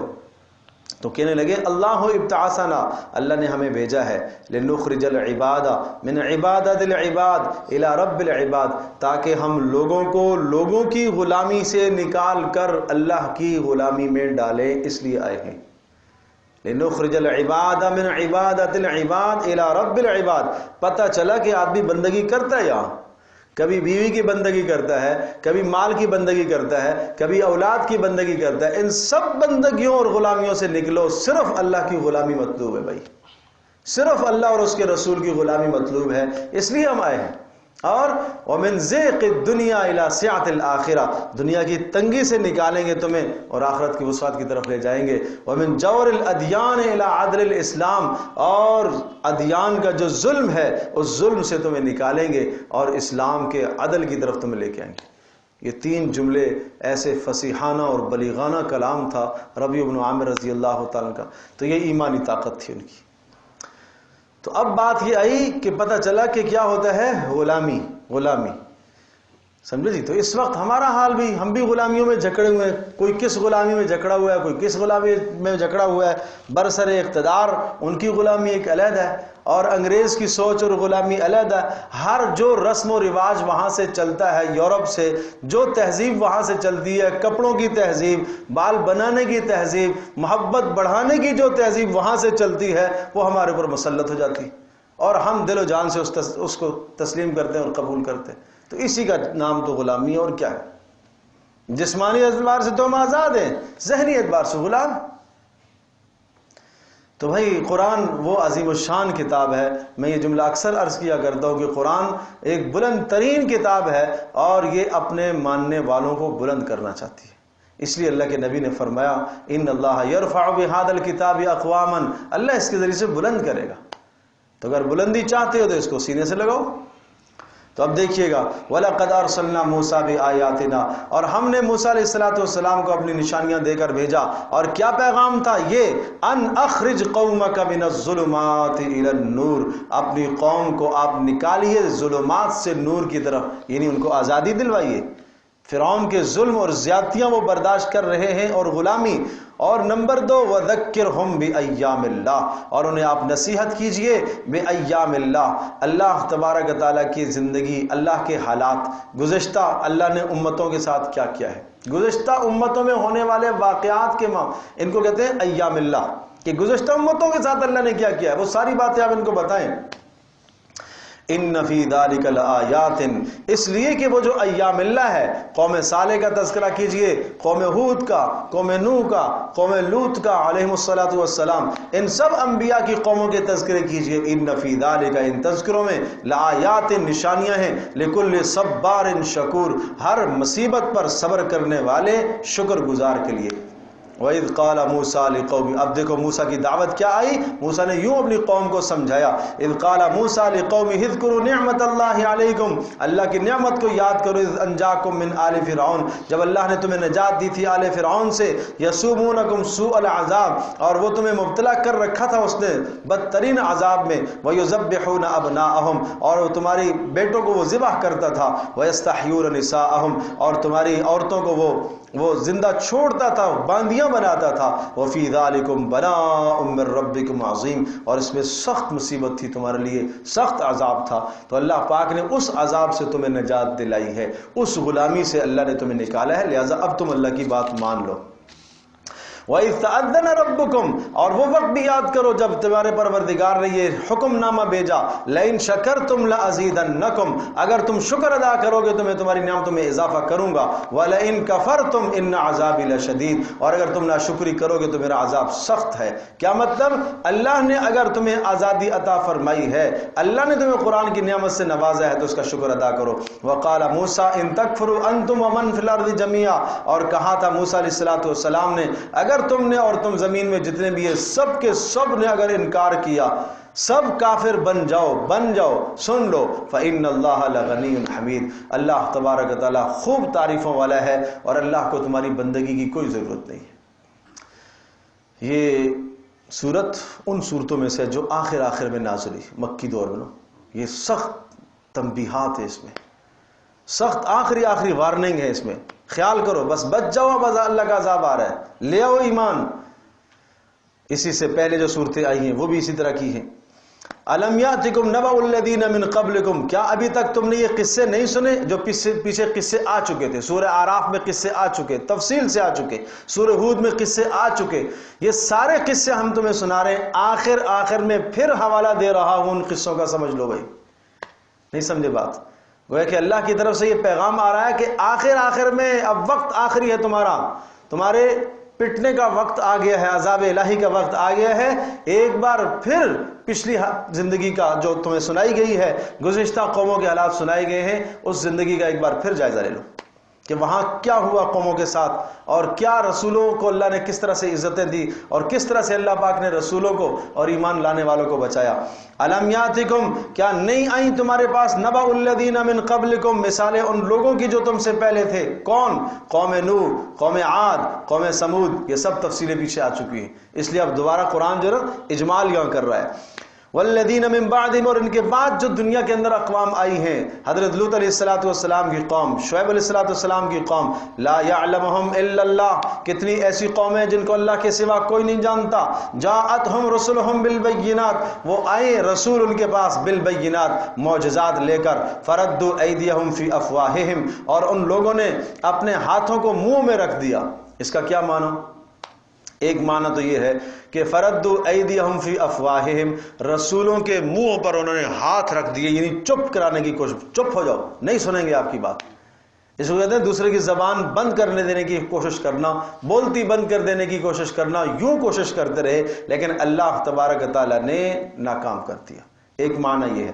دوسرا معنی فردوا ایدیہم فی افواہہم، اور یہ معنی ذرا غور سے سنیے گا کہ انہوں نے اپنے منہ کے اوپر ہاتھ رکھ لیے۔ کیا مطلب؟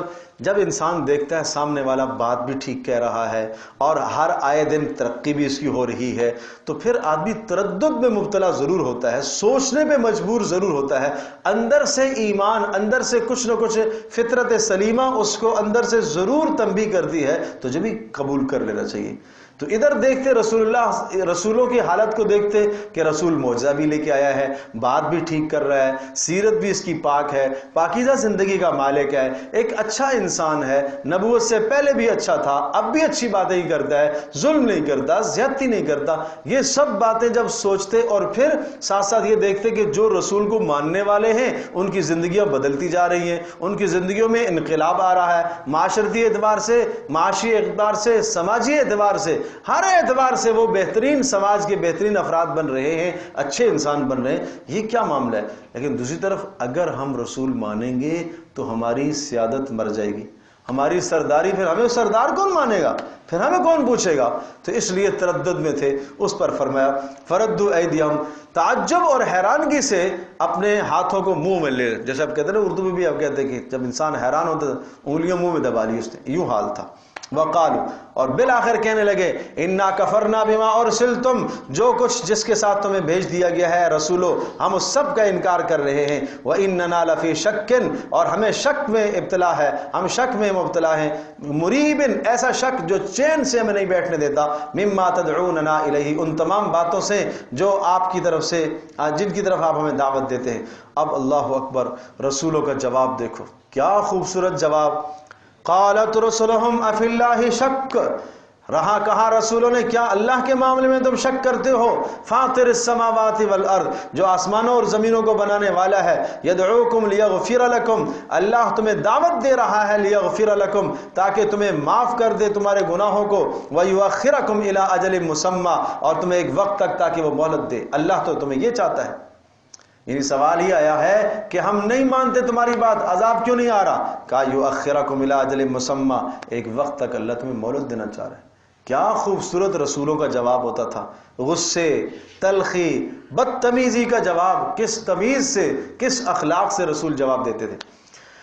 اللہ اکبر. قالوا ان انتم رسول لوگ کہتے ہیں ان انتم الا بشر مثلنا، تم ہماری طرح کے انسان ہو، رسول آئے ہو، کیا ہے تمہارے پاس، کون سی چیز ہے اضافی، یعنی تم کھاتے بھی ہو پیتے بھی ہو، ضروریات تمہاری بھی ہماری طرح کے انسان ہو. تريدون ان تصدونا عما كان يعبد آباؤنا، تم آئے ہو اس لیے، رسولوں کو یہ الزام دیتے تھے، تم اس لیے آئے ہو ان تصدونا کہ ہمیں روک ڈالو، عما اس چیز سے، كان يعبد آباؤنا جس کی بندگی ہمارے آباء و اجداد کیا کرتے تھے. کیا مطلب؟ ہم اپنے آباء و اجداد کے رسم و رواج سے نہیں ہٹ سکتے.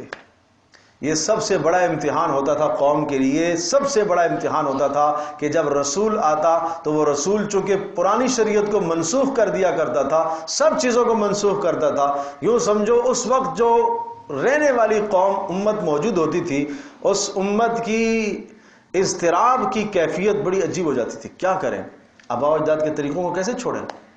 100 سال سے یہ طریقہ رائج ہے ہمارے ہاں، 50 سال سے یہ رائج ہے، یہ کہہ رہا ہے کہ ناجائز ہے. نکاح کے 10 طریقے زمانہ جاہلیت کے رائج تھے، یہ رسول کہہ رہا ہے صرف ایک طریقہ نکاح کا ایجاب و قبول جو اب موجود ہے، باقی سب باطل. 8 10 15 20 بیویاں رکھی ہوئی ہیں، یہ سب رائج تھا. اب یہ ہم کیسے کریں؟ تو یہ رسم و رواج کی تقلید، اپنے آباء و اجداد کی تقلید کو چھوڑ کر رسول کی اتباع کرنا، یہ سخت امتحان ہوتا ہے. تو اس لیے فرمایا فاتونا بسلطان مبین، کہنے لگے قوم کے افراد، لے آؤ معجزات اگر رسول ہو. قالت لہم رسلہم، اللہ جواب دیکھیے رسولوں نے کہا ان نحن الا بشر مثلکم، ٹھیک ہے ہم تمہاری طرح کے انسان ہی ہیں، ہم تمہاری طرح کے کیا ہیں؟ انسان ہے. فرق ہے انسان اور انسان میں فرق ہوا کرتا ہے. ولیکن اللہ یمن علی من یشاء، اللہ جس پر چاہتا ہے احسان کرتا ہے. اللہ نے ہمیں وحی سے نوازا ہے، اللہ نے منصب رسالت سے نوازا ہے. وما کان لنا ان نأتی بسلطان، اللہ اکبر. رسولوں کا بے اختیار ہونا، رسول مختار کل نہیں ہے بھائی. وما کان لنا ان نأتیکم بسلطان، اور ہمیں نہیں زیب دیتا، ہمارا اختیار نہیں ہے کہ ان نأتیکم بسلطان، کہ ہم لے کر آئے کوئی دلیل کوئی معجزہ، مگر الا باذن اللہ. کیسے لائیں گے؟ یہ بات پہلے ہم کتنی بار کہہ چکے ہیں کہ معجزے میں رسول خود مختار نہیں ہوتا. معجزہ ہمیشہ اللہ کی طرف سے آتا ہے. رسول کا جسم معجزے کے صادر ہونے کی جگہ ہوتی ہے. ہاں جی، لہٰذا وعلی اللہ، تم اتنی ایذائیں دو گے تو ہمیں اللہ پر بھروسہ کرنا ہے. وما لنا، یہ رسولوں کے کلام دیکھیے گا، وما لنا اللہ نتوکل علی، اور ہم کیوں اللہ پر بھروسہ نہ کریں. وقد ہدانا سبلنا، اور اس نے ہماری رہنمائی کی ہے، ہمیں راستے دکھائے ہیں. ولنصبرن علی ما آذیتما، اور جو تم ہمیں اذیت دو گے ہم کیا کریں گے؟ اس پر صبر کرتے رہیں گے. وعلی اللہ فلیتوکل المتوکلون، توکل کرنے والے تو اسی پر بھروسہ کیا کرتے. اب آخری بات میں 2 چند آیتیں پھر اس کے بعد ہم ختم کرتے ہیں. وقال الذین کفروا لرسلہم، یہ بڑی سخت بات ہے. یعنی رسولوں کی طرف سے آخری پیغام ہوتا تھا اور قوموں کی طرف سے ہٹ درمی کی انتہا، سختی کی انتہا، مخالفت کی انتہا. اس کے بعد اور کوئی صورت نہیں ہوتی تھی. بالآخر آپ کوئی آدمی کسی کا مخالف ہوتا ہے، مخالفت کرتے کرتے کرتے کرتے 2 حربے آخر رہ جاتے ہیں، اس کو ملک سے نکال دو یا اس کو قتل کر دو. آخری حربہ یہی ہوتا ہے. یہی حرب رسولوں کے خلاف کیے گئے. وقال الذین کفروا، اور کہا کافروں نے لرسلہم، اپنے رسولوں سے کیا کہنے لگے؟ لنخرجنکم من ارضنا، ہم تمہیں نکالیں گے اپنی زمین سے، اپنی بستی سے تمہیں نکال دیں گے، ملک بدر کر دیں گے. او لتعودن فی ملتنا، یا واپس ہمارے دین پر آ جاؤ، ہمارے آباء و اجداد کی روش پر واپس آ جاؤ، یا یہ ہے کہ تمہیں یہاں سے نکلنا پڑے گا. ایک چیز تمہیں قبول کرنی ہے، اگر ہمارے پاس رہنا ہے، اس بستی میں رہنا ہے، تو ہمیں آباء و اجداد کی تقلید اور ہمارا جو دین چلا آ رہا ہے آباء و اجداد سے، وہی تمہیں قبول کرنا ہوگا، اور اگر وہ نہیں تو پھر نکل جاؤ یہاں سے. اب ایسے حالات میں اللہ نے نبیوں کی طرف وحی کیا کی؟ فَأَوْحَا إِلَيْهِمْ، اللہ نے وحی فرمائی ہے، ربہم، ان کے پروردگار نے، لَنُهْلِكَنَّ الظَّالِمِينَ، اے نبیو آپ پریشان نہ ہوں، اللہ پاک ان ظالموں کو ہلاک کرے گا. یہ اللہ کا وعدہ ہے، ان کی ہلاکت کا ٹائم آ گیا ہے، سمجھے جی، ان کی ہلاکت کا وقت آ گیا ہے، جو تمہیں نکالنا چاہتے ہیں نا، اب ان کی تباہی کا ٹائم شروع ہو گیا ہے بس۔ وَلَنُسْكِنَنَّكُمُ الْأَرْضَ وَلَنُسْكِنَنَّكُمُ الْأَرْضَ مِن بَعْدِهِمْ، اور ان کے وَلَنُسْكِنَنَّكُمُ الْأَرْضَ، اور ان کی تباہی کے بعد ہم اس سرزمین کا وارث آپ کو بنائیں گے۔ اللہ اکبر، ایسا ہوا ارض مصر میں، اسی طرح سے ہوا۔ اللہ تبارک تعالیٰ نے فرعون اور اس کے ماننے والوں کو غرق اور تباہ کیا، اور سارا اقتدار اور اختیار کس کے پاس آیا؟ حضرت موسیٰ علیہ السلام کے پاس۔ یہی حال رہا جزیرہ عرب کے اندر رسول اکرم صلی اللہ تعالیٰ علیہ وسلم کے خلاف جنہوں نے قتل کے منصوبے بنائے، اور جنہوں نے بالآخر نکلنے پر آپ کو مجبور کیا ہجرت پر۔ ایک وقت آیا وہ مکہ میں سب کے سب صاف ہو گئے، مکہ صاف ہو گیا، کفر سے، شرک سے، ہر گندگی سے پاک صاف، اور صاف اعلان، اتنا سخت اعلان تھا، اتنا سخت اعلان تھا، یہ تو یوں سمجھیے کہ جو سردار لوگ تھے جو تو مسلمان ہو گئے تھے، اور جن نہیں مسلمان ہوئے تو ان کے لیے زمین میں گڑنے کا دن تھا۔ ان کا بس آج اس سے پہلے مر جاتے، اور ہمارے آباء و اجدادی اچھے تھے جنہوں نے آج کا دن نہیں دیکھا، اس لیے اعلان ہو گیا، الا خبردار، آج کے بعد بیت اللہ کا طواف کوئی ننگے ہو کے نہیں کرے گا، خبردار، آج کے بعد بیت اللہ میں کوئی مشرک نہیں آ سکے گا۔ بس اب یہ کوئی کم اعلان تھا؟ یعنی وہ جو ماحول ہی شرک کا ہے، کفر کا ہے، جنہوں نے بیت اللہ کو بتوں سے بھرا ہوا ہے، ان سے کہا جا رہا ہے کہ خبردار، آج کے بعد بیت اللہ پر تمہارا کوئی اختیار نہیں۔ اور اسی طرح سے جن جن کے ساتھ ہمارے معاہدے ہیں 4 ماہ تک مہلت ہے تمہیں، براءۃ من اللہ ورسولہ، اللہ اور اس کے رسول کی طرف سے صاف صاف پیغام ہے، فسیحوا فی الارض 4 اشہر، 4 ماہ تک تمہیں اجازت ہے، اس کے بعد پھر تم یہاں بچو گے نہیں، پھر تم نہیں بچو گے، پھر جہاں تم پکڑے جاؤ گے مارے جاؤ گے۔ تو یہ کوئی ہلکا اعلان تھا؟ تو یہ اعلان حضرت علی رضی اللہ تعالی عنہ نے جا کے کیے تھے۔ ابوبکر صدیق رضی اللہ تعالی عنہ کو جب امیر حج بنا کے بھیجا، سن 9 کی بات ہے، سمجھے جی، تو اس وقت ان ظالموں نے کہا، یقیناً جن کے مقدر میں ایمان نہیں تھا کہ آج ہم گڑ جاتے زمین میں، اور آج ہمارے آباء و اجداد اچھے تھے، انہوں نے آج کا دن نہیں دیکھا۔ بیت اللہ فتح ہوا، جب مکہ فتح ہوا، بیت اللہ پر کھڑے ہو کے حضرت بلال اذان دے رہے، حیران تھے سارے مکہ والے، یہ شکل کا کالا، رنگ کا کالا، غلام ابن غلام، یہ غلام، اس کو یہ عزت، آج ہمارے لیے گڑ جانے کا دن ہے۔ تو یوں کافروں کی عزتیں، جو اپنے آپ کو عزت مند سمجھتے ہیں، جب حق سے ٹکراتے ہیں تو یوں ان کی عزتیں پھر خاک میں ملتی ہیں، اس طرح سے خاک میں ملتی ہیں۔ تو اب دیکھو، وَلَنُسْكِنَنَّكُمُ الْأَرْضَ، اور فرمایا کہ ان کو ہم زمین میں، اور رسولوں کو ہم نے یہ کہا، وَلَنُسْكِنَنَّكُمُ الْأَرْضَ، ہم تمہیں اس زمین میں ٹھکانہ دیں گے۔ پھر مکہ سے بھی صفائی ہو گئی، اور مدینہ منورہ میں جو قبائل آباد تھے یہود کے، بنو نذیر، بنو قینقاع، بنو قریظہ، سب کے سب وہاں سے نکلے، مکہ مدینہ صاف ستھرے ہو گئے، اور جزیرہ عرب کے اندر اسلام کا علم بلند ہوا، اسلام کا جھنڈا غالب آیا۔ پھر ذالک لمن خاف مقامی، اللہ اکبر، قربان جاؤں اس کلام پر، ذالک لمن خاف مقامی، یہ صرف بات رسولوں کے ساتھ وعدہ نہیں ہے، ہر اس شخص کے لیے لمن خاف مقامی، جو اللہ کہہ رہا ہے جو میرے سامنے پیش ہونے سے ڈرے، وخاف وعید، اور میرے عذاب سے ڈرے، قیامت تک کوئی بھی آ جائے اس کے لیے یہ وعدہ ہے۔ واستفتحوا وخاب كل جبار عنید، واستفتحوا، اور انہوں نے، رسولوں نے فتح طلب کی اپنی قوموں کے خلاف، وخاب كل جبار عنید، اور تباہ اور خائب اور خاسر ہوا ہر اڑیل اور ضدی، یہ تو دنیا میں ذلیل ہوا، من ورائہ جہنم، آگے جہنم ہے، ویسقى من ماء صدید، اور وہاں جہنمیوں کے بدن سے نکلتا ہوا کھولتا ہوا پانی اور پیپ پلایا جائے گا، یتجرعہ، گھوٹ گھوٹ کر پیئیں گے، ولا یکاد یسیغہ، نہیں نگل سکیں گے، ویاتیہ الموت، اور موت آئے گی ہر طرف سے، وما ہوا بمیت، لیکن نہیں مریں گے، موت آئے گی، اسباب موت جمع ہوں گے لیکن موت نہیں آئے گی، ومن ورائہ عذاب غلیظ، اور بڑا سخت عذاب ہے، بڑا سخت ان کے لیے عذاب ہے۔ اللہ اکبر. آخری آیت مثل الذین کفروا بربہم. اب ایک سوال یہ آیا کہ ان مشرکین کے تو بڑے اچھے اچھے کام بھی ہیں، بیت اللہ کو تعمیر کرتے ہیں اور یہ کام کرتے ہیں. کہا آخرت میں ان اعمال کی کوئی حیثیت نہیں ہے. مثل الذین کفروا بربہم، مثال ان لوگوں کی جنہوں نے کفر کیا اپنے پروردگار کا.